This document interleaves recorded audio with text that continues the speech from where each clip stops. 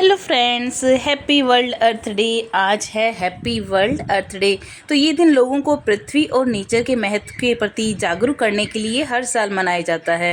अर्थ day का विचार actually California में तेल की खुदाई के समय हुई भयंकर दुर्घटना के समय हुआ। और कैलिफोर्निया में तेल रिसाव के कारण समुद्र में सारा तेल फैल गया था, जिसके विरोध में जो कार्यकर्ता हैं उन्होंने गेट ऑयल आउट नाम से एक ग्रुप बनाया। और जो भी उन्होंने तेल की से जो हज़ारों जलीय जीव जंतु मर गए थे, उनकी डेथ हो गई थी, तो उसके अगेंस्ट उन्होंने ये एक ग्रुप बनाया था। और अर्थ डे पृथ्वी दिवस पर्यावरण संरक्षण के नज़रिए से ये साल बहुत अहम दिन होता है। और इस साल अर्थ डे पे जो भी हमारी थीम है वो है प्लेनेट वर्सेस प्लास्टिक, यानी कि ग्रह को हमें प्लास्टिक रहित बनाना है। इस ग्रह पे बहुत ज़्यादा प्लास्टिक ने हमारी पृथ्वी को नुकसान पहुंचाया है, और हमारे जो पेड़ पौधे, हमारे जो पर्यावरण है उसको बहुत ज़्यादा नुकसान पहुंचाया है। तो जितना ज़्यादा हम अपने पर्यावरण का संरक्षण करेंगे उतना ही हम अपने अर्थ को बचा पाएंगे। तो हम अपनी प्रकृति से जितना जुड़ के रहेंगे, हम अपनी प्रकृति को जितना संरक्षित करेंगे, और डिफॉरेस्टेशन को जितना ज़्यादा हम हटाएंगे, उस पर वर्क करेंगे, तो और जितना ज़्यादा हम लोग ट्री प्लांट करेंगे, और अपने जो आने वाली जनरेशन है उनको भी हम लोग ये सिखाएंगे कि तुम जितना ज़्यादा प्लांट लगाएंगे, जितना ज़्यादा हम हरियाली करेंगे, उतना ज़्यादा इस प्लेनेट की रक्षा के लिए, सुरक्षा के लिए ज़रूरी है, जिससे कि हमें प्रकृति का हर वो सुख, हर वो एहसास, खुशियाँ मिल सकें जो भगवान ने हमें ये गिफ्ट के रूप में दी हैं। तो ये अर्थ डे एक अवेयरनेस के रूप में है कि हमें किस तरह से हमारी प्रकृति को संरक्षित रखना है, हमारे पर्यावरण को संरक्षित रखना है, और कैसे मिलजुल के एक बैलेंस करके हमें अपनी लाइफ में तालमेल बैठा करके हमें नेचर के साथ रहना है। क्योंकि जितना ज़्यादा ये तालमेल रहेगा उतना ज़्यादा ही ये प्रकृति ने हमें जो इतने खूबसूरत गिफ्ट दिए हैं, चाहे वो ऑक्सीजन के रूप में हो, चाहे हमें फल फ्रूट्स के रूप में हो, चाहे हमें वो हरियाली, वो सुंदरता, वो एक प्रकृति की खूबसूरती, हर तरह से हमें बहुत सारी गिफ्ट्स जो ईश्वर ने प्रकृति के रूप में दिए हैं, वो हमारी पृथ्वी पे ऐसे ही ये बने रहें और इनको बिल्कुल भी नुकसान नहीं पहुँचे। तो इसके लिए हमें लगातार काम करता रहना पड़ेगा। और and also Earth Day holds significance as a reminder of our collective responsibility to safeguard the earth for future generation. तो फ्यूचर जनरेशन के लिए हमें सेफ गार्ड की तरह रिस्पॉन्सिबल होना पड़ेगा। और जितनी भी कम्युनिटीज़ और गवर्नमेंट्स हैं, इंडिविजुअल्स हैं, बिजनेस हैं, उनको अडेप्ट करना चाहिए कि सस्टेनेबल प्रैक्टिसेस, और and they should work towards a more environmentally friendly future, जिससे कि जितना हम एनवायरनमेंट के साथ फ्रेंडली रहेंगे उतना ज़्यादा ही हमें बेनिफिट होगा। और हम सबको मिलकर कलेक्टिव वर्क करना पड़ेगा। इसके लिए हमें हर पर्सपेक्टिव से सोचना पड़ेगा कि हम अपनी तरफ से कहाँ हेल्प कर सकते हैं, हम अपनी तरफ से कहाँ इसमें और अवेयर हो सकते हैं, लोगों के प्रति, लोगों को और जागरूक कर सकते हैं, जिससे ये प्लास्टिक और जो भी गार्बेज है इसका एक जो पहाड़ बनता जा रहा है, ये हमारे समुद्रों को, हमारी जो नदियां हैं, हमारे जो पर्यावरण को सबसे ज़्यादा नुकसान पहुंचा रहा है ये प्लास्टिक। तो इसने हमारी जो पृथ्वी को बहुत ज़्यादा एक डेंजर जोन में डाल दिया है। तो डे डेडिकेटेड टू होता है जो अवेयरनेस के लिए, और taking action to planet to protect our planet. तो हमें प्रोटेक्ट करना पड़ेगा अपने प्लेनेट को, अवेयर होना पड़ेगा। और now earth day has grown into a global movement, और बिलियंस लोग इंस्पायर हो रहे हैं एनवायरनमेंट कंजर्वेशन के लिए, सस्टेनेबिलिटी के लिए, कि कैसे हम अपने प्लेनेट को हेल्दी प्लेनेट बना सकते हैं।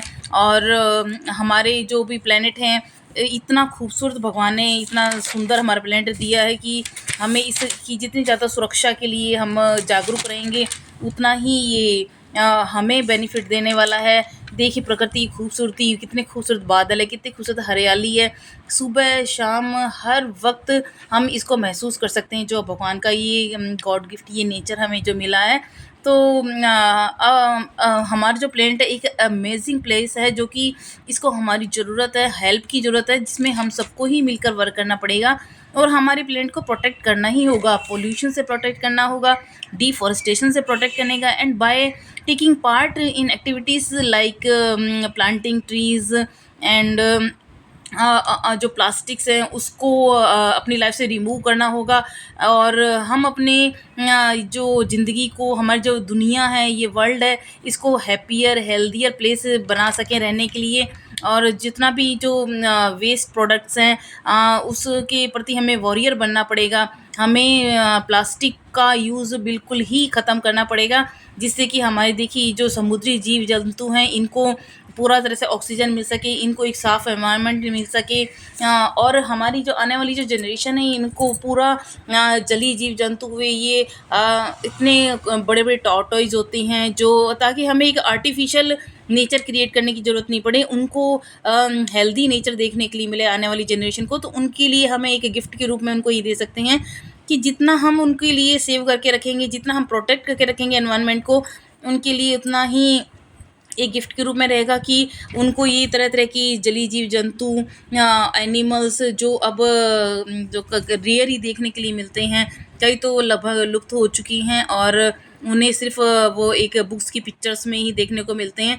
तो हम नहीं चाहेंगे कि हमारे बच्चों को उन जो प्रॉब्लम्स को फेस करना पड़े कि उन्हें वो सब एनिमल्स देखने को नहीं मिल रहे हैं जो हम पहले आसानी से देख लेते थे जू में जा कर के। अब बच्चे सिर्फ वो एक टीवी या फिर मूवीज़ में या फिर अपने जो बुक्स की जो पिक्चर्स हैं उसके थ्रू ही वो उसको देख पा रहे हैं। तो ये से ज़्यादा एक मतलब कि शर्मनाक हम लोगों के लिए क्या बात होगी कि हमें ही अपना स्टेप लेना पड़ेगा अपनी प्रकृति को बचाने के लिए, अपने एनवायरनमेंट को बचाने के लिए, हमारी प्यारे से जो प्लेनेट है इसको बचाने के लिए।